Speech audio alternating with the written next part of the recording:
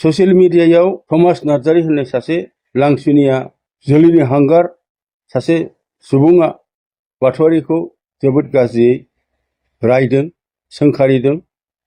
बियो बुंदों बाथौआरि रायजोआनो दुनियानि मूर्खसिन मानसि, सबसे लेथ्रासिन धोरोमानो जाबाय बाथौ धोरोम। कमेन्टआनो जाहैबाय गुबुन हारिनि मानसिजोंल' थांनाङा, गुबुन हारिनि मानसिजोंल' हाबा जानाङा होननानै। स' बे बांसिन इम्परटेन्ट ना जोंनिफ्राय सासे बर' आइजोआ नेशनेल लेभेलाव थांगासिनो बे इम्परटेन्ट खालामनो हाया गासैखौबो जायनि कमफर्ट बिथांमोननि लाइफ बिथांमोननि गावनि चइस जायजों हाबा जायो जायजों हाबा जाया। बाट स्टिल आं बुजियो बे थिंकिंआ जोंनि मानसिफोरनाव मानो दङ, मोनसे सेन्टिमेन्ट दङ जोंनि बर' हारिनि बागै। सेन्टिमेन्टनि थाखाय बुङो आं मिथिगौ। कमेन्टआनो जाहैबाय बेफोरबायदि मानसिखौनो बुरबक होननानै बुङो। नंगौ, जोङो सानफ्रोमबो बुंखायो बर' सेंग्राफोरबायदि रावबो अनसुला बेफोरबायदि बे माबायाव गैया दे। जोंनि बर' हारिखौ बुंदों आङो, बर'नि रायजो संसार जानाय बायदि खुब गैया। दा गुबुन जाथिया गुबुन मा मोनथिया, जोंनि बर' जों बर' नालाय जों बर'खौ मोनथिगो। दा नैबे पिंकि बसुमतारी ना मा मुंमोन, बियो भट बिदों दे, गुबुन जाथियाव थांनानै मोनसे बादायलायनाय माबा जादों, बियो भट बिदों। नाथाय बियो मोनसे मेसेज होदों, बेखौ सोंनायनि फिननाय खालामदोंमोन। माने बियो बिबुंथि होदों जे गावनि सइस मथे जुलि जा बा मुस्लिमानो जा बर'आनो जा हाखा बांगालानो जा बैफोरबायदि मोनसे बाथ्रा थांदों बिनिया सइसआ, बियो गावनिसो सइसनो। अब्ला बेफोरबायदि जे बियो मेसेज होदों, उन्दै उन्दै गथ'फोरा बेखौ सोलोंगोनसो। अब्ला बिदि सइसब्ला जों मुस्लिमजोंबो हाबा जानो हागोन, बैफोरबायदि मोनसे साननाय फैगोन।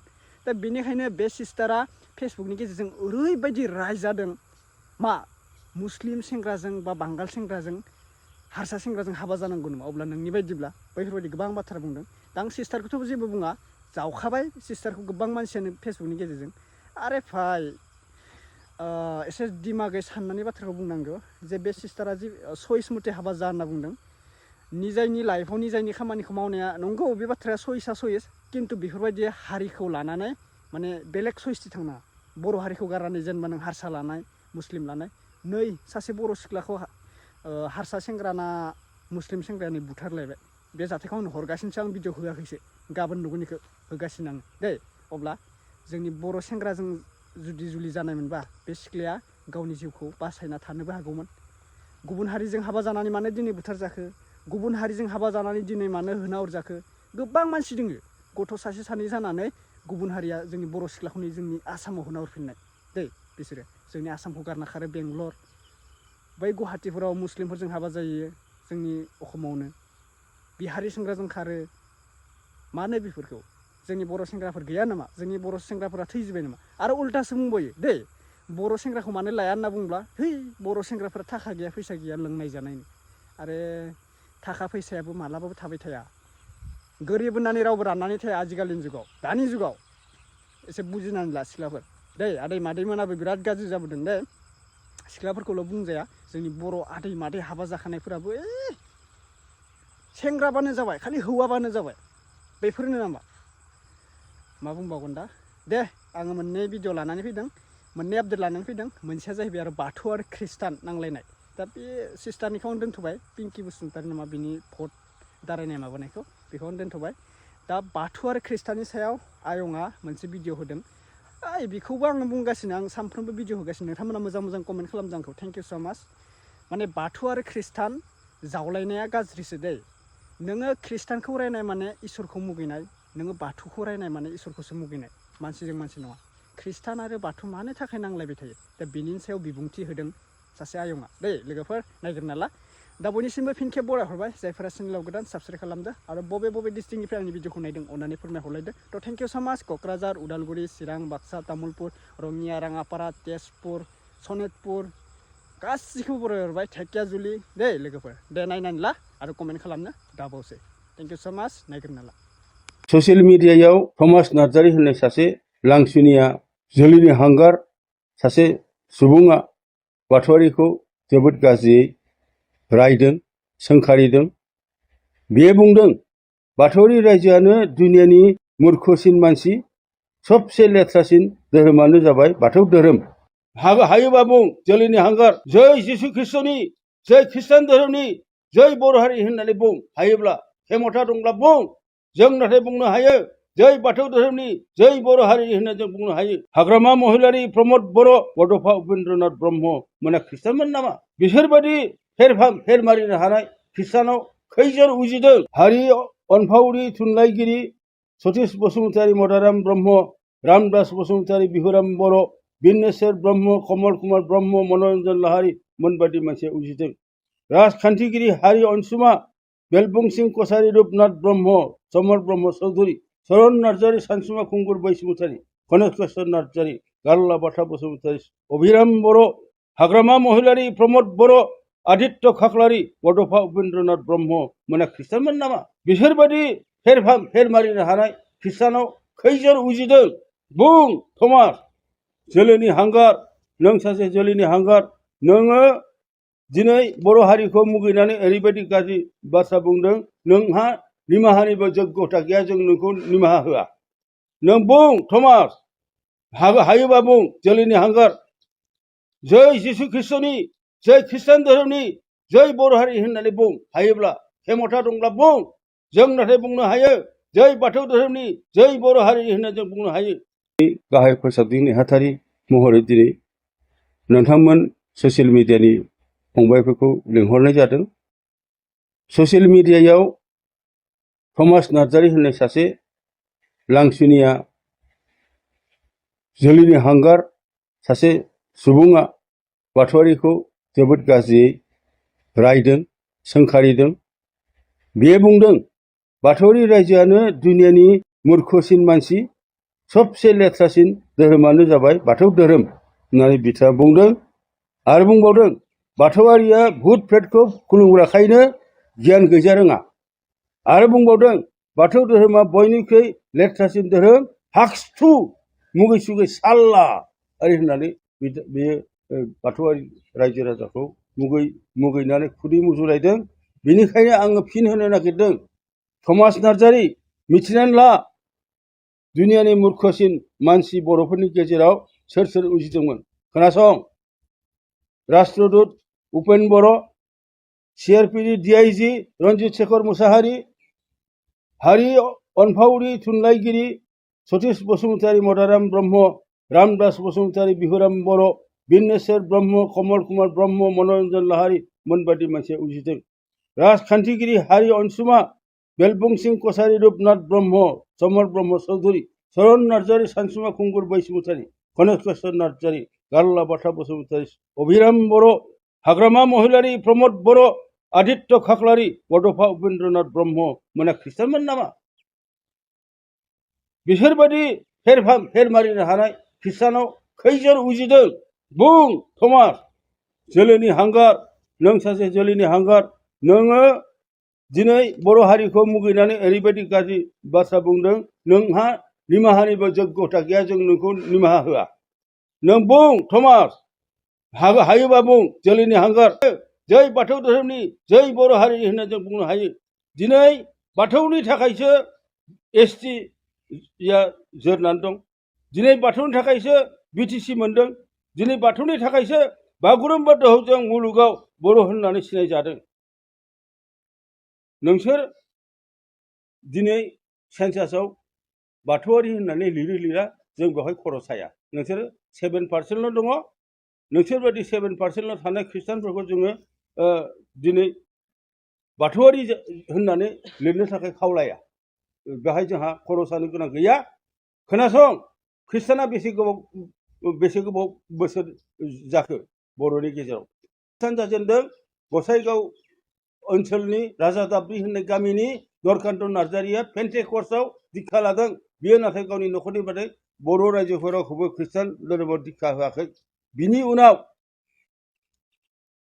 गसाइगाव, दानि क'क्राझार जिल्लानि गसाइगाव ओनसोलनि जलायस्रि होननाय गामिनि मजाथि होननानैबो बुङो, हालै मावै दाङै जाग्रा सासे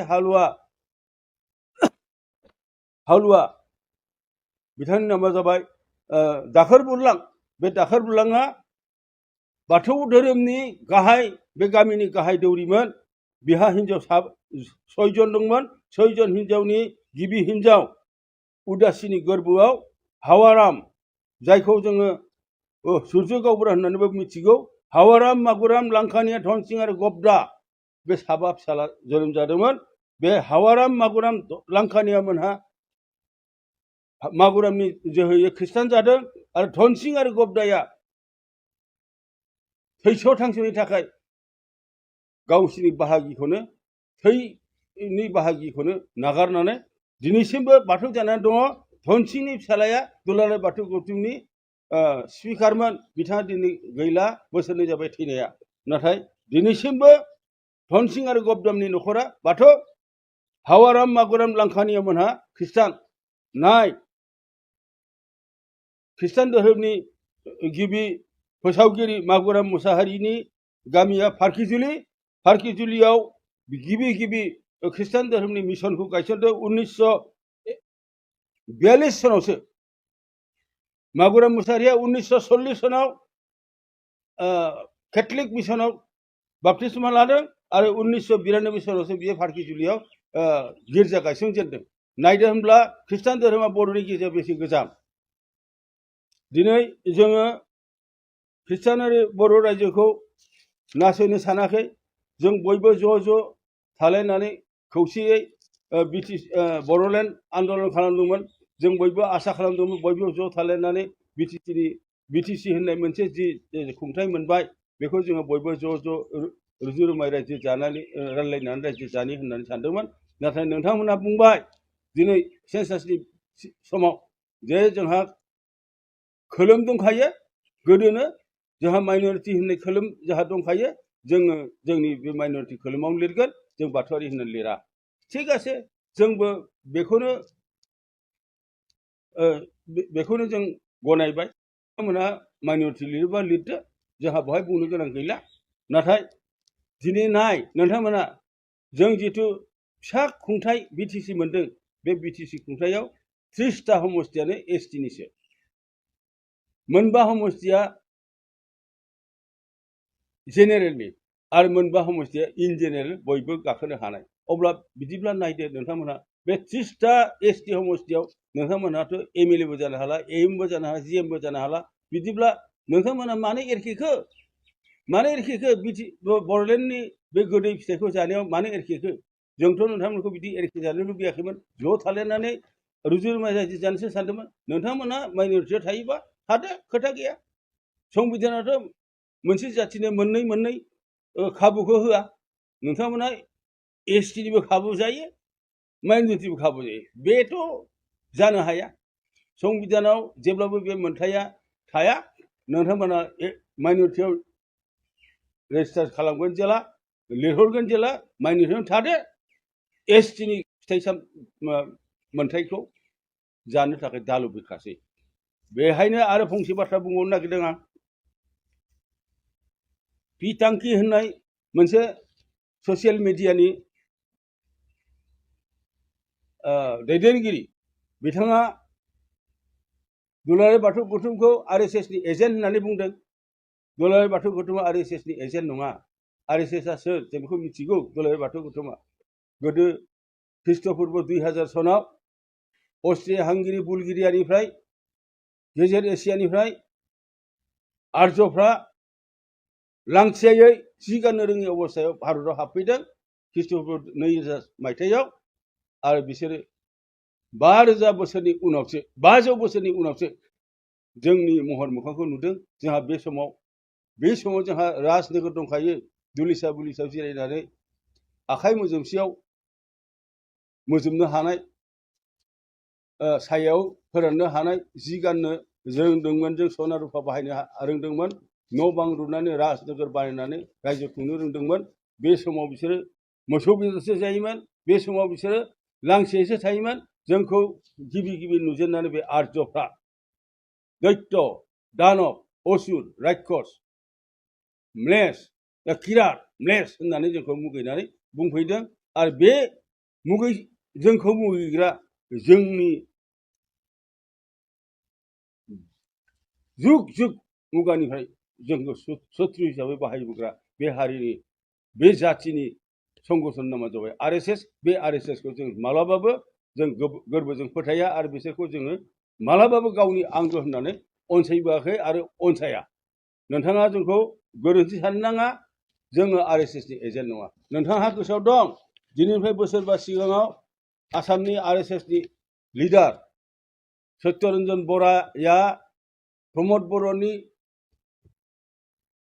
अक्सिजेनजों दुलाराय बाथौ गौथुम खालामग्रा 2 नम्बर दुलाराय बाथौ गौथुमनि लिडार गणेश दैमारिया बाथौआरि आरो ख्रिस्टान बर'नि गेजेराव दाङा हांगामा खालामनो थाखाय मोनसे बिबुंसार होदोंमोन। बे बुंदोंमोन जे ख्रिस्टान बर'फ्रा मोननै सुबिदा लागासिनो संबिजितनि मोनसे माइनरिटिनि मोनसे STनि बे जानो हाया होननानै बिथाङा बुंदोंमोन। आरो बिथाङा आसामावनो बर' बाथौ आरो ख्रिस्टान बाथौनि गेजेराव दाङा हांगामा खालामनो नागिरदोंमोन, जायखौ आं गसंख्रना बुंदोंमोन बर' ख्रिस्टानफ्रा गाव गोसो जानानै ख्रिस्टान जायाखै। हिन्दु धोरोमनि अत्याचारनि थाखाय जोंखौ हाजार हाजार मानसिफोरखौ 100 नामबो दीक्षा होनानै सरनिया खालामनानै थेर बेथेर खालामनायनि थाखाय सोरबा ख्रिस्टान सोरबा ब्रह्म सोरबा बायदि धोरोमाव थांनो गोनां जादों। जों इच्छा खालामनाय जों बर' हारिया गुबुन धोरोमाव बारस्लायाखै होननानै आं बे समाव गसंथाना बुंदोंमोन। नोंथाङा बोनानै नायफिन आं बुंनाय बाथ्राखौ नंगौना नङा। दिनै बे जाथाया जोंनाव खालामनो हायैनि बे RSSआ मणिपुराव मैतै आरो कुकिनि गेजेराव दानलाय सुलाय खालामहोगासिनो दं। दिनैबो दानलाय सुलाया जोबाखै। बे जाथायखौ बर'नि गेजेरावसो लाबोनो नागिरदोंमोन। बेनिखायनो जों खावलायो दुलाराय बाथौ गौथुमनिफ्राय नोंथांमोनहा ख्रिस्टान बर'फ्रा जोंखौ गोरोन्थि साननो नाङा। जोङो नोंथांमोनखौ बाथौआरि जाफैफिन होननानै जों खावलायाखैमोन। नोंथांमोनखौ जों बाथौआरि होननानै लिरनोसो खावलायदोंमोन, बाथौआरि जाफिननांगौ होननानै जों बुङाखैमोन। बर'नि सार्थआव बर'नि थामोनथानि सार्थआव नोंथांमोना बयबो बाथौआरि लिरहरनायमोनबा बर'हा मोनसे क्रेडिट फैगौमोन। नोंथांमोनखौ बेखौसो बुंदोंमोन। नाथाय नोंथांमोना बेखौनो सानबायबा माइनरिटियाव थानो सानबायबा थादो, नोंथांमोननि खोथासै। आरो BTCआव नोंथांमोना EM जानानै मन्त्रि MLA जानानै राजखान्थि बे मुलाम्फाखौ लानो दालोबोसै। जों बयखौबो गोसो गोरबोजों खावलायदों। जोंनि आइ आफा रायजो राजाया जोंहा 87% दंखायो बाथौआरिया, ख्रिस्टाना 7%ल' दं। आरो बेनिफ्राय गुबुन धोरोमाव हाबनाया 10% दं। जों माखासे 10%आव हाबनाय थानाय गुबुन जोंनि बर' रायजोफोरखौ दाबो खावलायो जे नोंथांमोनहा अननानै हायोब्ला बर'नि थामोनथाखौ रैखा खालामनो थाखाय बे खेबनि 2027आव जानो गोनां जिथु सेन्सास बेवहाय बाथौआरि होननानै लिरहरोब्ला बर'नि लाब जागोन होननानै नोंथांमोनखौ बयखौबो आरज गाबना खावलायबाय।